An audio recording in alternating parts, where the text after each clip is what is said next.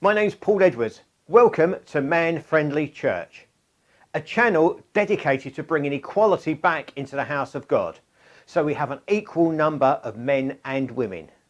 We do this in two ways. First, by understanding how men and women think differently, and second, by promoting methods that encourage men to attend and become part of the local church.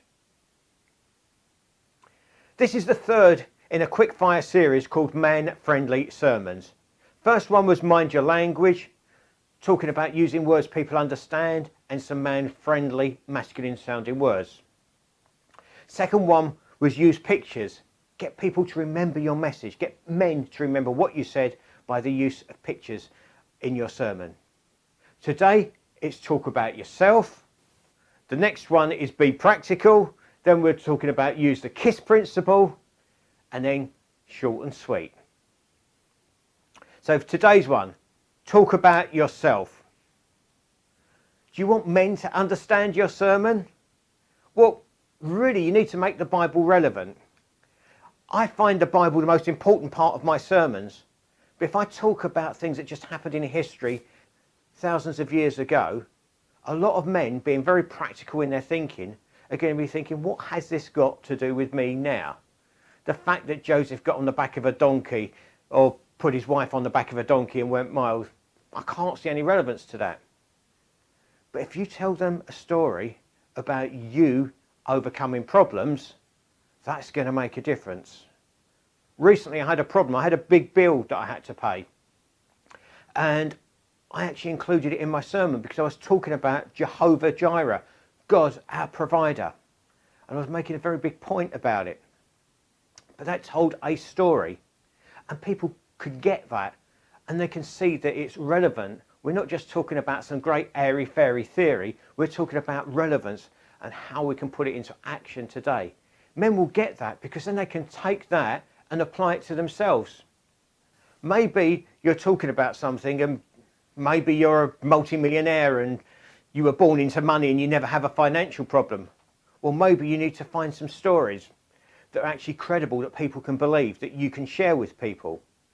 There are books out there, some great Christian books that you can read, or maybe do some research online. Find some credible stories that you can give some men so they can understand.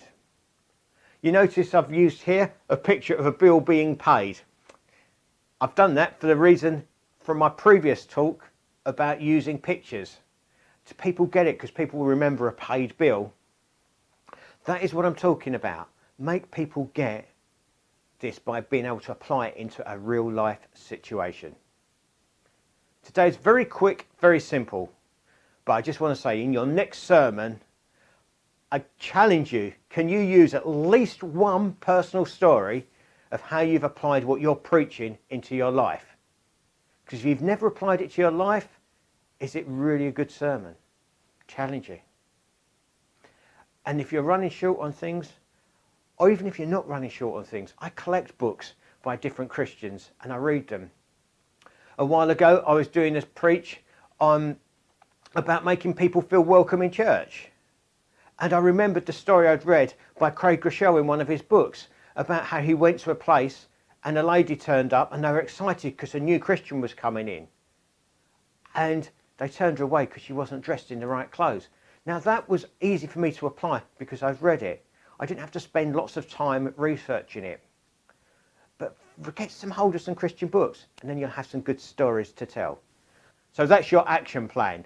Start off by using at least one personal story in your next sermon, and 2, read some books by Christians. If you do like this video though, a few actions I would like you to do. Can you please click on like? That will then encourage YouTube to recommend this channel to other people. And B, subscribe. Get some more information. Click on the bell. You'll even be warned when I've actually put a new video up.